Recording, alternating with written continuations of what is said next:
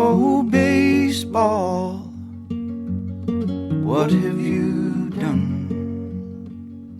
Something's never been seen, something factually fun. Oh, there's so much of you, but there's so little time. So thank God for Effectively Wild. Hello and welcome to episode 2470 of Effectively Wild, a FanGraphs baseball podcast brought to you by our Patreon supporters. I'm Meg Riley of FanGraphs, and I am joined by Ben Lindbergh of The Ringer. Ben, how are you? I'm doing well because we've got a great guest today. Great guest. A guest we have been very excited to talk to. None other than Brad Lidge. The great Brad Lidge is on the program. We'll talk a little bit of baseball with Brad.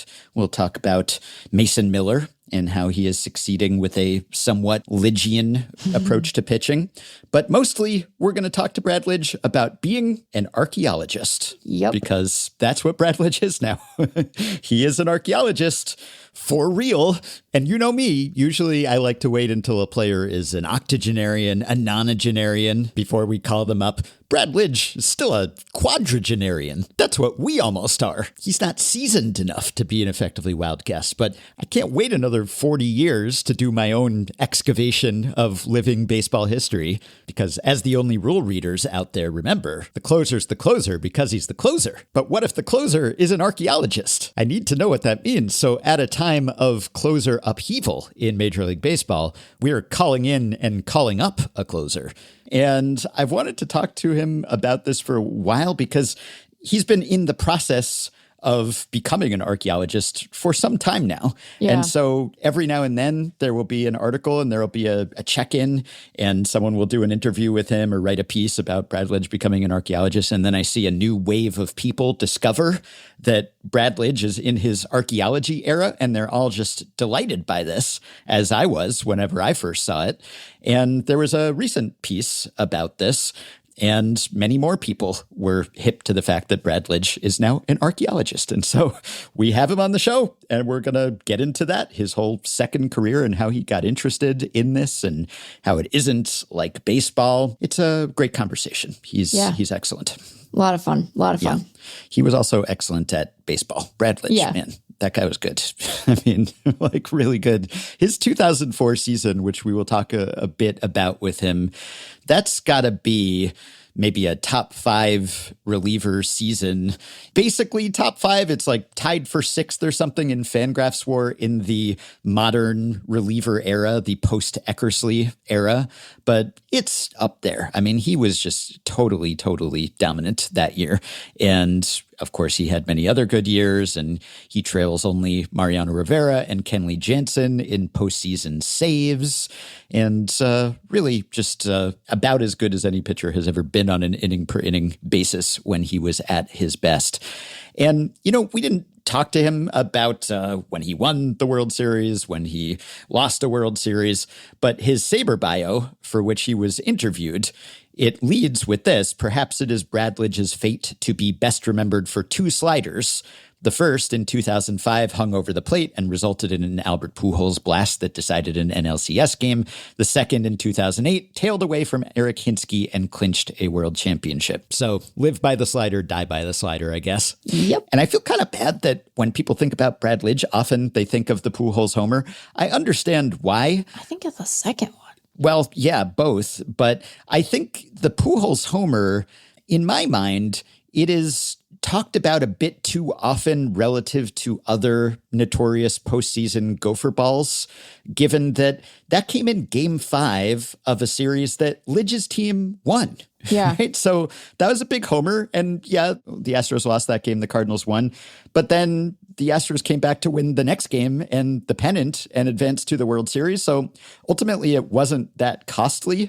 And granted, it was an absolute tank. So I do understand why the image of Pujols hitting that homer is just seared into people's retinas. But I was talking to Bauman about this, and he concurred that it's kind of overblown in its impact. And Bauman's theory, and I think he might be right, is that people assume that the Pujols homer happened in 2004. Yes. When the Cardinals did beat the Astros. Yes, I think you're but right. it didn't happen then. It happened in 2005 when the Astros beat the Cardinals. In 2004, in the postseason, Lidge was nails. He was lights out, as his nickname said, as he was that entire season. So I think there's sort of a sequencing issue in the way that highlight/lowlight is remembered. Yeah, I think that you guys are onto something with that. Yeah. I think that there's been a scramble, and so it is mischaracterizing the Pujols one, and really we should just focus on the one in 2008.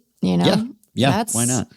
That was one hell of a pitch too. It was. I sound like a suck up, but I'm just saying it was. Sure. Yeah, we don't talk about either of those at length with Brad Lidge because we had so much else to talk to him about. We did. And what else is there to say about the most shared highlights of his career? Right. Speaking of a home run, we got a question about a more recent one from Patreon supporter Rick. And Rick wrote to say, J.R. Ritchie allowed a home run to James Wood on the first pitch of his MLB debut. J.R. Ritchie, top pitching prospect for the Braves. He just made his debut this week, and he had a strong start, but he did give up a couple dingers, including the one to James Wood on the very first pitch of Ritchie's MLB career. So Rick writes, I'm sitting a section away from where the homer landed, and an usher told me the Braves asked for the ball back. Now, it's certainly possible the team did this on its own and Ritchie didn't ask for it, but would you want the ball if you were Ritchie? Is this he'd like that pitch back taken literally? And I remembered that we answered a question on episode 2323 from one JJ who wanted to know whether we would want to save the ball if the first out that we recorded as a pitcher in the big leagues was on a batted ball, not on a strikeout. Because often, a hitter will save the ball from their first hit and a pitcher will save the ball from their first strikeout. But we talked about, well, what about other outs, more democratic outs? Would we want to just keep the ball that led to a grounder to second or something? And I don't remember exactly what we said. I'm pretty sure I said, I would. Why not? It's an out. That's a major milestone. Yeah. But what do you think about the gopher ball you give up on your first pitch in the big leagues? Would you want that one? I cannot speak to the mind of J.R. Ritchie. His psychology might be quite different from mine, but I think I would, because I think the thing about that game is that they won. And exactly, and he pitched well ultimately. He did. It's a truism that is a cliche at this point, that baseball is this game of failure. And I think no one more familiar. I mean, you have more chances to fail like day to day as a hitter, but the drama of your failure tends, I think, to be bigger on average as a pitcher. I haven't done a study of that, but that's my sort of gut instinct. And no more dramatic a failure than a home run, right? Mm-hmm. But then they won. And he pitched well. And I think that having tangible reminders of the survivability of failure, that would be that might be something I appreciated having close at hand as a young big leaguer, even one who's who prospect evaluators have very high expectations of and think will do well and have a good big league career, right? I think it being like, I hung one. And it worked out okay, actually. Yeah. I was able to kind of get back in myself and do what I needed to. And the offense came through and, he only gave up one other run. I think I'd want it. Yeah. I completely agree. And even though I have argued that baseball's reputation as a game of failure is overblown, because I think most of them are games of failure, games of success would be pretty boring. Thing we do. Yeah. Yeah. But I agree that, first of all, getting to the big leagues at all is quite an accomplishment. So the artifact from that moment, I think, is special, even if that moment quickly went from wonderful to demoralizing. Mm-hmm. But also, it would be sort of self-deprecating. It would be a good conversation starter. Yeah, here's my first ball that I gave up in the big leagues. It went however many feet. James Wood just took it out. I think that would be a nice way to say, from such humble beginnings, and if he goes on to have a good, successful career, then it would be a good reminder, like memento mori kind of thing. Like, yeah, this is how it started. And, freeze frame, you're probably wondering how I got there or something. But, even if it's like started from the bottom and now we're here, right? It's like James Wood took me out. And then I went on to transcend that challenge, not just in my career, hopefully, but also in that start. And that setback didn't do me in. And I picked myself up and dusted myself off and continued to pitch. So, yeah, I would want that memento. I think that would be meaningful to me.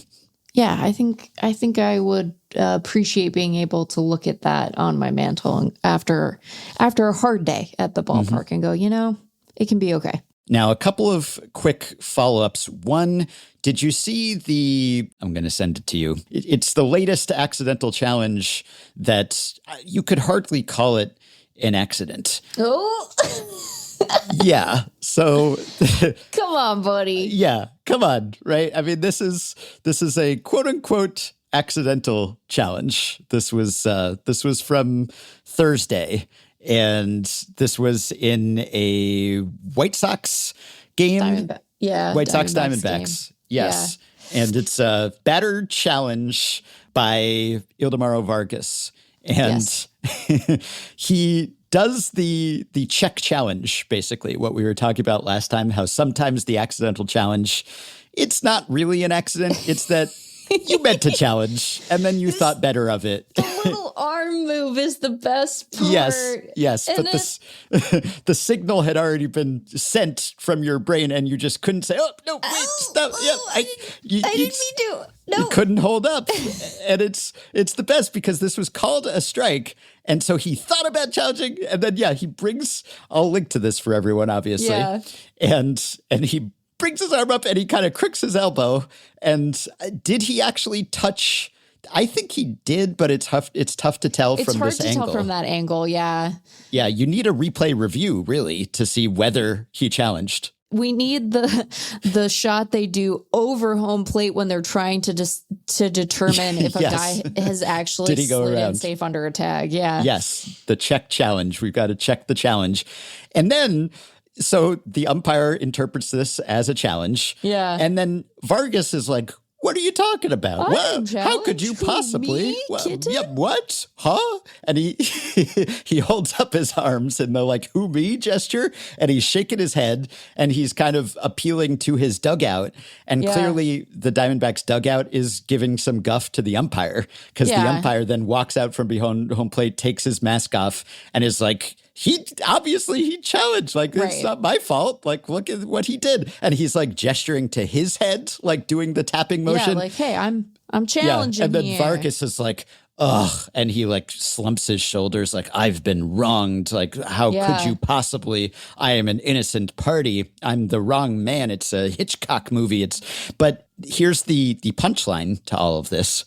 The challenge went through and the call was overturned. Right, he was and it was a ball. He was correct to challenge or non-challenge. And so ultimately, it worked out fine for him. Yeah. He tried to pull back the challenge. He couldn't.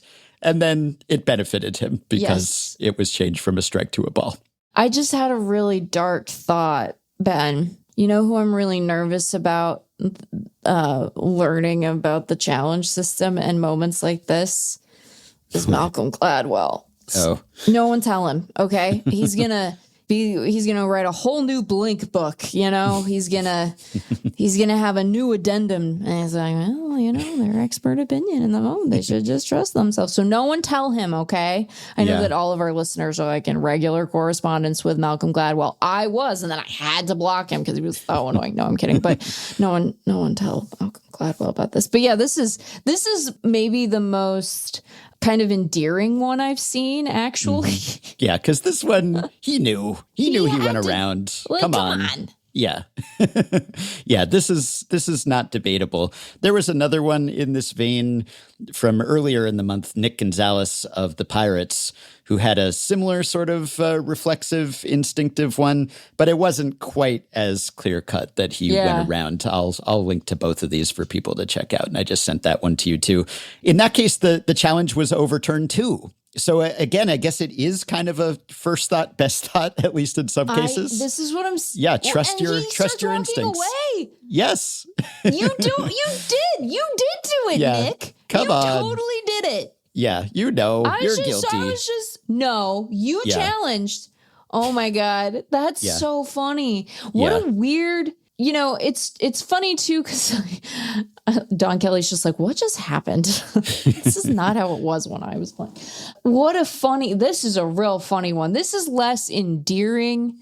I guess that there's a similar amount of huffiness when it comes right down to it. But you don't have the like, oops-a-daisy kind of vibe to it. What a funny little time. What a funny little time we're in. That was great. So is there room for misinterpretation and miscommunication and people who are actually not trying to challenge and just the adjustment of the helmet or whatever, the habitual head touch is misinterpreted as a challenge? Yes, that has happened. But also sometimes you were caught red-handed. You were challenging. You went around. So yeah, in those cases, I have no sympathy. So you just got to learn to restrain that impulse. Yeah. And segueing into our other follow-up, on the mound for that Vargas White Sox Diamondbacks incident was Davis Martin, who will figure in this follow-up. Yes. We were notified by multiple people about players kissing because they wanted to. And this happened on Thursday in the White Sox Diamondbacks game, the 8th inning. Davis Martin and Grant Taylor enjoyed a little smooch. And they did. Yeah, Davis Martin was eager to plant a peck on the cheek of Grant Taylor after Taylor came in relief and stranded some inherited runners that were bequeathed to him. And then there was a kiss to say thank you and to express it in a very public display of affection way. Yeah, I think that he really thought about the best way to deliver it. And he arrived at that. So that's nice. I just think, look, there are a lot of ways to show your boys you love them. There's so many ways to show your boys that hey, you're my guy. And there you go. That was one of them. Little kiss, little kiss. Very nice. Very nice. And, people have paid a lot of attention to the start that Jose Soriano is off to for the Angels. As well they should. As well they should, yeah. He has hardly allowed any runs. He is through 6 starts. He has a .24 ERA, which is about as close to Mason Miller as you can get without being Mason Miller. And this is historic. He is the first player, excluding openers at least in MLB history, to allow 1 run only through the first 6 starts of a season, and his .24 ERA is the lowest in a pitcher's first 6 starts of a season since earned runs became official in both leagues in 1913.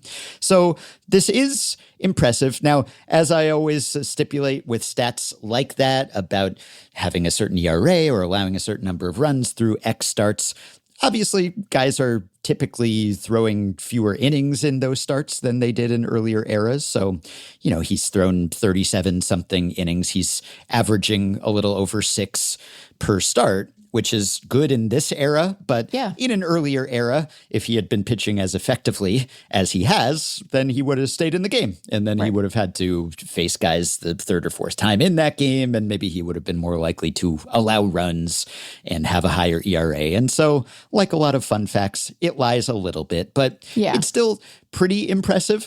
And I've kind of been wrestling with how impressed to be by this because I think Jose Soriano is a good pitcher. He's been a good pitcher the last couple of years, and he obviously is off to a stronger start. But he had a stretch last season even when he had the same FIP that he does now.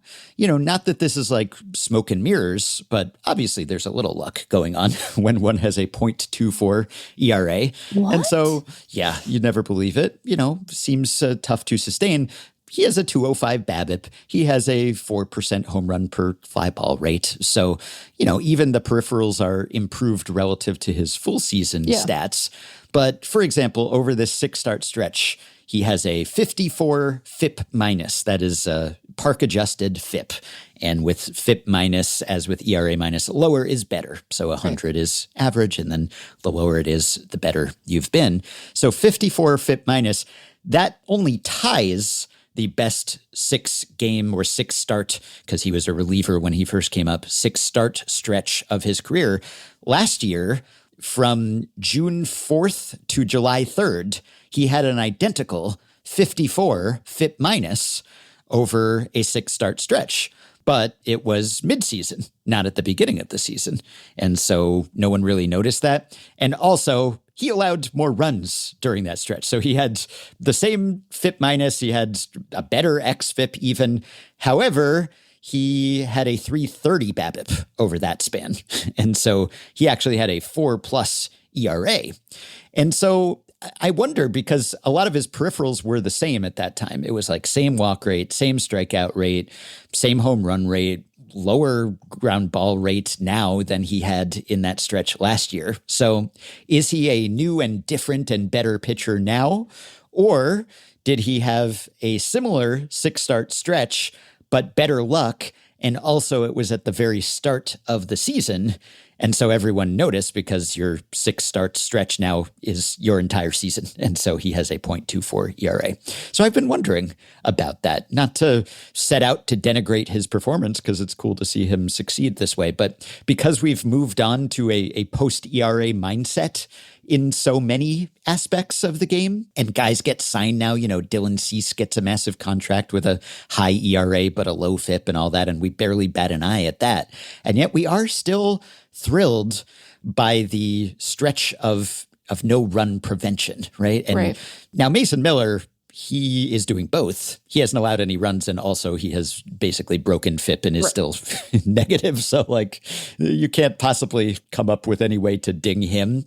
But we are still impressed by not allowing runs, which is, after all, the point of pitching, ultimately. Sort of your main job is enter with no runs and exit with no runs, or at least enter with, when you're a starter, you have more control over that. In Mason Miller's case, your goal is to enter and exit with the same number of runs that are on the board. That what happens after that is none of your business. But part of why we're so excited about Jose Soriano doing this is that he pitches for the Angels. Like, we can say that. That's okay. That's okay to note. It's exciting nice to see an Angel doing so well. Yeah. And I don't, that sounds like I'm like negging him or the Angels, and I'm not. Like, when teams are sort of less than good a lot of the time, which is my diplomatic way for very generous way to put it. I have a friend who one time, one of the nicest people I know, was describing another woman who was like not super conventionally attractive, but was a lovely person. And my friend was describing her and said, she's just like not always the best looking, like in the face area. Right. And we're like, you're sweetie, you're trying so hard to not say one negative thing about somebody else. So part of this is that, like, he's an angel and he's doing so well, and that's so exciting because and some of this is like him having shown flashes, right? Potential. You always are wondering, like, hey, is Jose Soriano really gonna put it together? And sure, part of it is like he's doing this right at the beginning of the year, and so his ERA starts with a 0, but he's a starter. That's exciting. I don't think we have to like think too hard about it. This just seems like. Do I expect this to continue? No, but I will say that like Jose Soriano who was a pitcher I thought again was promising and interesting, and maybe would have benefited from playing in front of a better defense at times. To see him doing this and the way he's doing it's changing my opinion a bit of what his baseline ought to be. His baseline shouldn't be a 0.24 ERA, but like it's probably not an ERA in the 4s either, So that's exciting. Yeah. Well, when someone starts off like this, we all scramble to find reasons for it. And there's an MLB.com article with the headline, "Is this the Majors' most dominant starter?" And it's about Jose Soriano. And I guess Betteridge's law of headlines potentially applies there. Maybe the answer is no, or ultimately will be no. But the story itself doesn't really throw any cold water on the idea that he's the most dominant starter. And I guess in a sense, he has been. But we're more inclined to notice these things when they happen at the start of a season, as opposed to at some other time when the stats are already established. And so it doesn't constitute your entire season. So we're all trying to figure out, well, what is he doing differently? And he's doing some things differently. He's mixed up the pitches a bit, and perhaps that has something to do with it. The stuff ratings are pretty much the same, but the location ratings have been better. So maybe that will persist. Maybe it won't. Maybe this will be fleeting and he'll go back to being just a pretty good pitcher, but not as incredible as he has looked thus far. But over that stretch, that 6-start stretch that no one really noticed last year because he was giving up runs, even though the underlying metrics were the same, it showed that he was capable of this, I guess. And you could often kind of dig up, well, was this really unprecedented? It's like when we talked about Mike Trout's incredible series recently and all the homers he hit.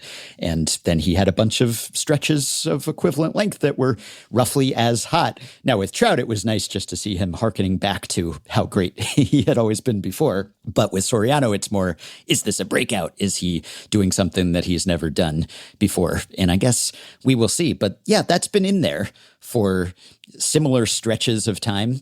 And maybe it will be more enduring this time. Or maybe he will morph back into not pumpkin, but just, number 2-ish starter, something like that. I guess the difference in the stretches is that when he had that 6-start stretch last year with the same FIP, he did allow harder contact. He had a higher average exit velo and hard hit percentage than he does this season. And so you might attribute that to him. You might also say, well, that's partly random and not really repeatable too. And hitters have a big impact on their exit speed, not just the pitcher. So is he inducing soft contact, or has that just been happening? Anyway, I look forward to unraveling the mystery of Jose Soriano. But it is fun when someone starts a season and just says, nope, no runs for you. No runs for you. Yeah. There was a story this week about the Yankees pertaining to their players' petition or appeal for an alternate jersey. And it all developed quite quickly. Now, elsewhere in New York, the Mets are on a winning streak as we speak. So, don't let them get hot. I mean, they've won 2 in a row. They did lose Francisco Lindor, unfortunately. So that was maybe a Pyrrhic victory. You get Soto back from a calf strain. You lose Lindor to a more severe calf strain. But they'll take the W's at this point. But elsewhere, I guess there was a W for the Yankees because there was a report initially from The Athletic, I believe, that the Yankees were interested in an alternate jersey, an alternate road jersey. And of course, the Yankees have never had such a thing as an alternate jersey. They have the home pinstripes and they have the road grays, and that's that. There have been some Players Weekend experiments, but that's it.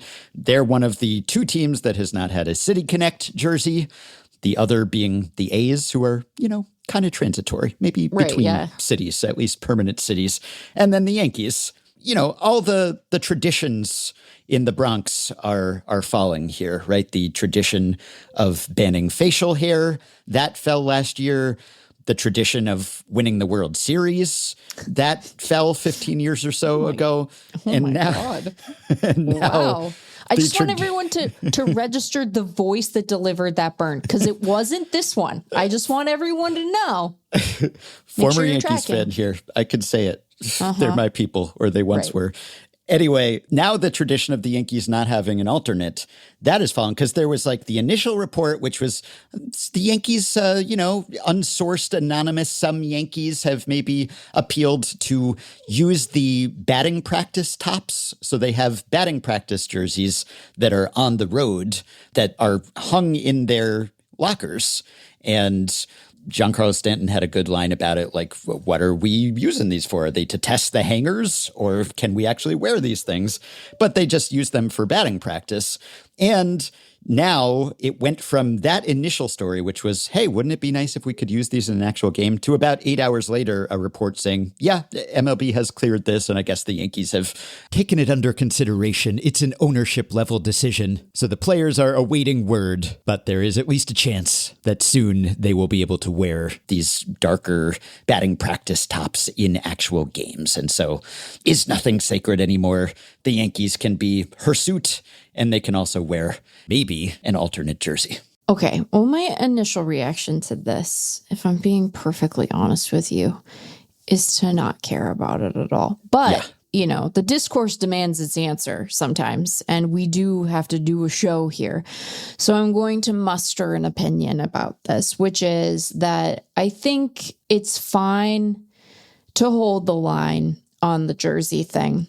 I think if there is a jersey-based kerfuffle to be instigated on the part of the Yankees, it's brace yourself, okay? I don't want you to be alarmed. It's putting the names on the back of the freaking uniforms is what the fight should be about. That's what the fight should be. They are also the only team that does not have names on the back on either their home or road jerseys in the league. So, yes. And we don't need to relitigate that. Although for newer listeners who have not heard this particular rant from me before, I find it dehumanizing, and I think it's anti-labor, and I think everyone should get over it themselves. And if you're going to sell jerseys with retired numbers and the names, you can't pretend that you have a high and mighty opinion of this thing, okay? Okay. So having given the Cliff Notes version of that, I think that we don't need to be overly precious about jerseys. I like jerseys. I care about them more than you do. I don't care about them to an extreme degree. I think there are a lot of good options for, I tend to be more of an embrace the throwback person than conceive of a new alternate. Many of the new alternates are disgusting. They are obvious cash grabs in a way that I find distasteful. They're neither aesthetically pleasing nor ugly in a fun way a lot of the time, you know, and I think the City Connects in particular, some of the City Connects are great. You know, speaking of the Angels should just wear their City Connects. I love those unis. I think they're so sharp. I think they're beautiful. I long for the return of the Nationals' initial run of City Connects with the cherry blossoms. Yeah. Those were delightful, beautiful, beautiful. Part of it is that the Nationals have, you know, one of the more boring color schemes because they, like many other teams, are in the sort of generic red, white, and blue space, which I don't say as like a, you know, anti-flag thing, but just in a, like, there's a lot of that, right? We've seen a lot of that. But here's the problem with the direction we have gone with City Connects. We're seeing a lot of the same stuff there too, right? I remain convinced that Nike just has a lot of that light blue lying around, and they got to move some bolts. You know, they got big bolts of fabric.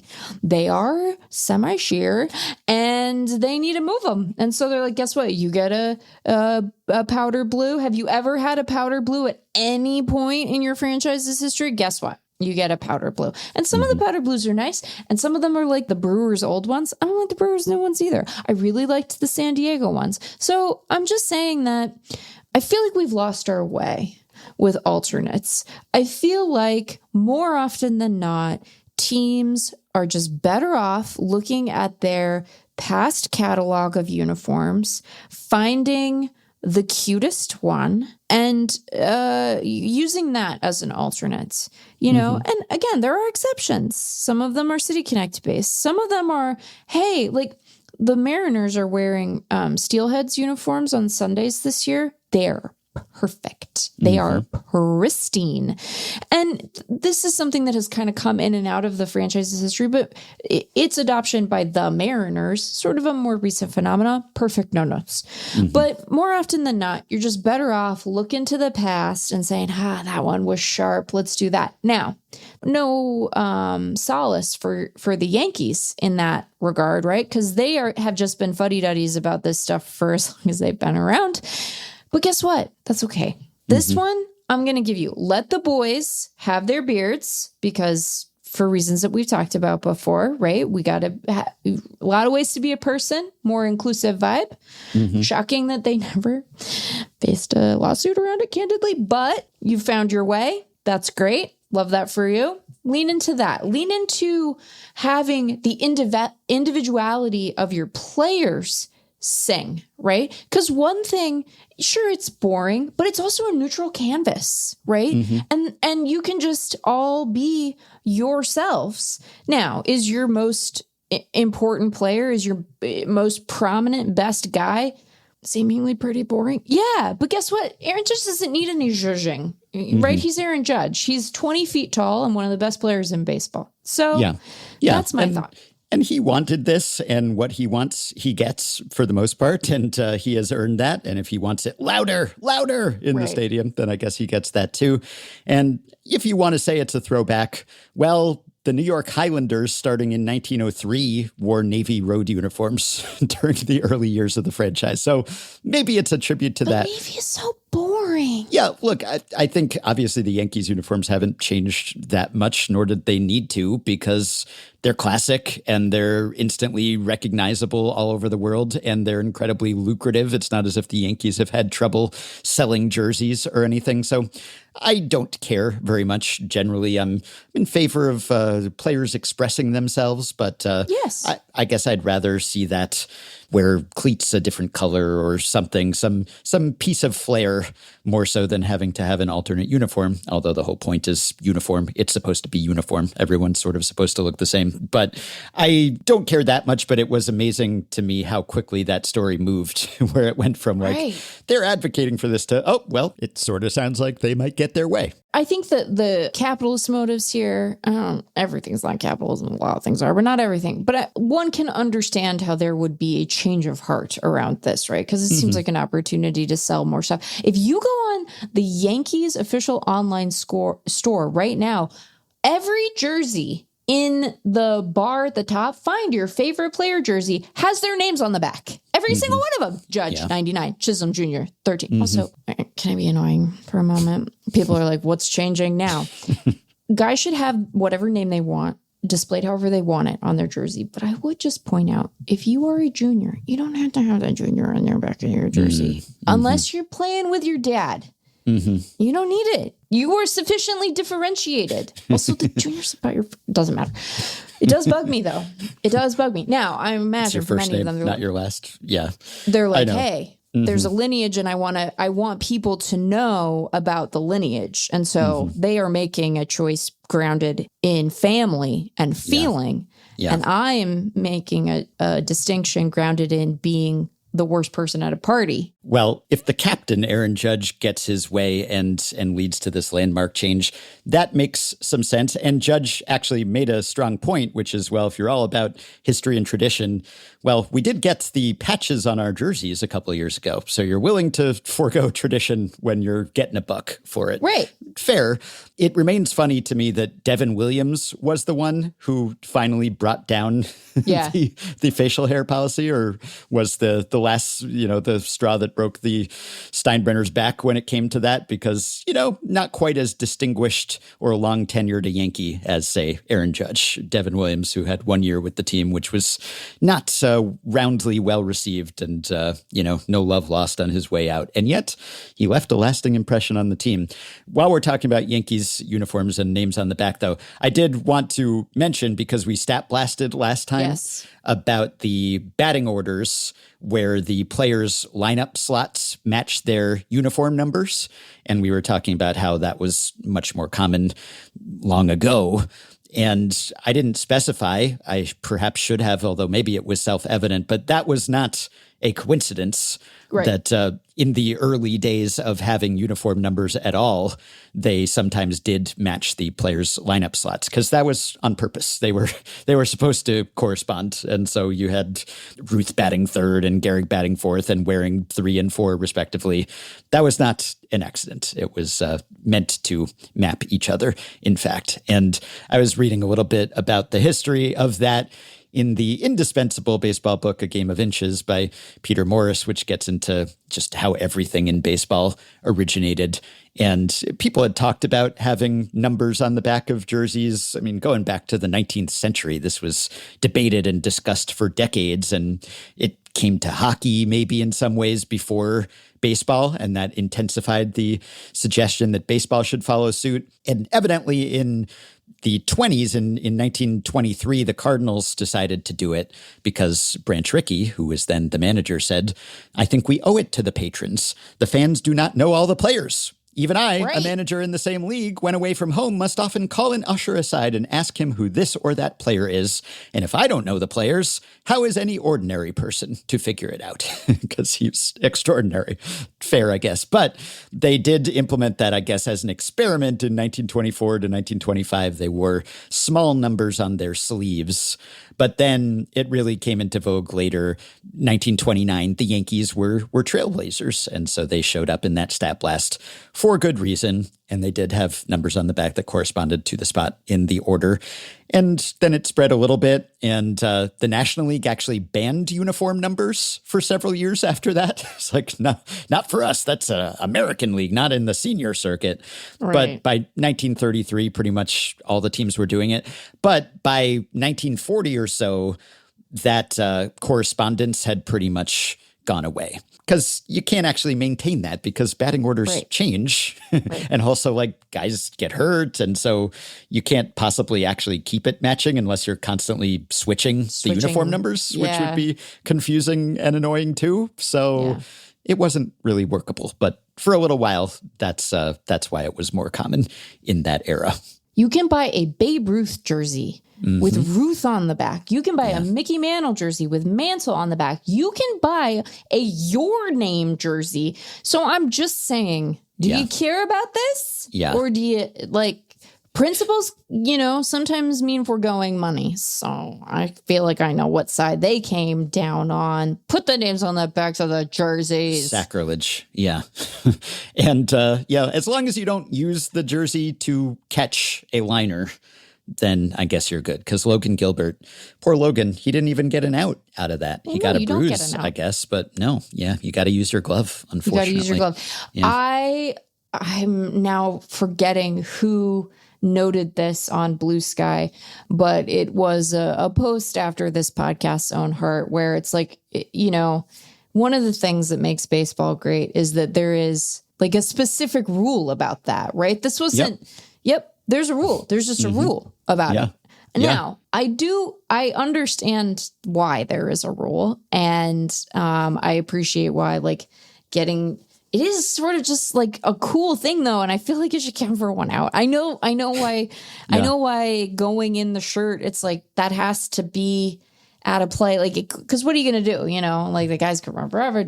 I get it, but it's so, and it looked like it hurt. Yeah, it did. Yeah, just give him the out. You don't want to take a ball to the gut. Yeah. But then people would be using their caps, their shoes, their who knows what. But that would be entertaining too. And you can't throw your glove and catch a ball either. Sometimes this leads to confusion, but mostly you are restricted to the mitt. One other minor correction from that same stat blast about the uniform numbers. I think I said Cole Calhoun when I was talking about the Angels, and I should have said Willie Calhoun. It was Willie, not Cole, but I saw Angels and I saw Calhoun, and I assumed Cole. I leaped to conclusions, so apologies for that. And also, one other, I guess, correction, but you know how we talked about the Ron Darling comment about Nolan McLean of the Mets seeming to say, "my bad," to Byron Buxton after throwing an inside pitch, and then Buxton hitting the next pitch for a home run. And Ron Darling said, this is why you can't be apologetic as a pitcher, because the hitter will read you, and then he'll know that you're not going to come inside again, and he'll sit on an outside pitch and take you deep. Well, evidently, in the next game, in Wednesday's game, we were informed by Patreon supporter Philip, who initially drew our attention to this part of the broadcast. There was a follow-up report on the Mets broadcast on SNY from roving reporter Steve Gelbs. And it turns out that McLean was actually apologizing to his catcher, Francisco Alvarez. about missing the location. And so Ron Darling then did a mea culpa about the mea culpa and said that he would apologize to McClain for assuming that McClain's apology was directed at Buxton because it was evidently actually directed at Alvarez. So it turns out that whole thesis by Darling and our discussion of it was a case of mistaken apology or mistaken apology recipient. And That's so funny. Yeah, unless Buxton also was confused and thought that McClain was apologizing to him and not to Alvarez, unless this is like McClain's trying to cover up his oopsie apology by saying, no, actually, I was apologizing to that other guy, and make Ron Darling feel bad about criticizing him. Who knows? But evidently it was not what it seemed. And so that was not what McClain was doing.